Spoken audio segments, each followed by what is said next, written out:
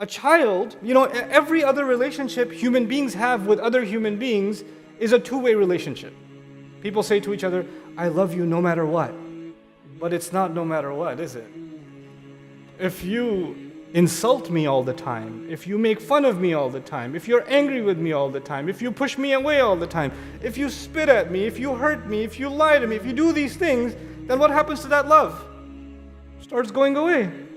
I thought you said no matter what. I could do whatever I want. No, love is something that has to be nourished and taken care of. It's not unconditional. There's no such thing as unconditional love in most relationships. Love is grown when love is shown. You receive it and then it grows. And when you don't receive it, it starts withering away. You see? But there's one relationship human beings have that's very strange. This thing is growing inside a mother, and as it grows, it's causing the mother more and more pain. And she eats food, and he's taking all the food. And he's sleeping, but she's awake in pain. And as he grows more, he causes her more pain. Backache, stomach ache, throwing up. She can't taste food anymore, constantly. And this mother, as the child grows older, the love she has for this child, she doesn't say, man, you made me throw up like 16 times, I hate you. No. She's just, this baby. SubhanAllah, this baby. He's giving me a hard time. But she still loves this baby. She'll walk carefully when she's in the kitchen to not touch the corner of a table because she wants to protect the baby. Does the baby even know that the mother is protecting her? No. The baby has no idea. The baby's living without paying rent, without paying for the food that it's getting, free cleanup service, everything's taken care of. All the problems are being carried by who? The mother, and the recipient of that love and that care, the baby inside, has no idea. But this mother gives birth to a child and almost dies bleeding.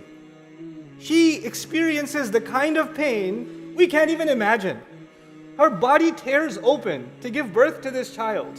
And she almost dies in excruciating pains of hours and hours and hours, all caused by this child. And at the end of all of that, what's the revenge she takes? You cut me, you made me bleed, I'll show you. She immediately starts feeding the child, doesn't she? So Allah says, wahnan ala wahn. He says, weakness on top of weakness, kurhan. Out of difficulty and pain that she experiences, she keeps giving to the child, keeps giving to the child. Allah wanted to show us something about the way He loves us by choosing the names Ar-Rahman and Ar-Rahim. Allah gives, and He gives, and He gives, and He gives. Every second He gives. He cares, He loves, He protects. Like a mother cares and protects. You have no idea how much more Allah does so. And you guess who has no idea? We have no idea. And when we say, what has Allah ever done for me? Where was Allah when I needed Him? How come I made dua, He didn't even answer my dua? And yet you are enveloped, covered inside the rahmah of Allah. It's not just mercy, you understand. A mother is not merciful to her baby. A mother loves and cares and protects her baby.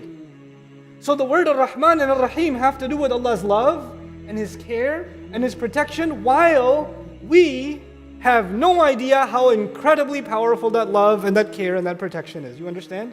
That's the first thing we have to know about the words Ar-Rahman and Ar-Rahim.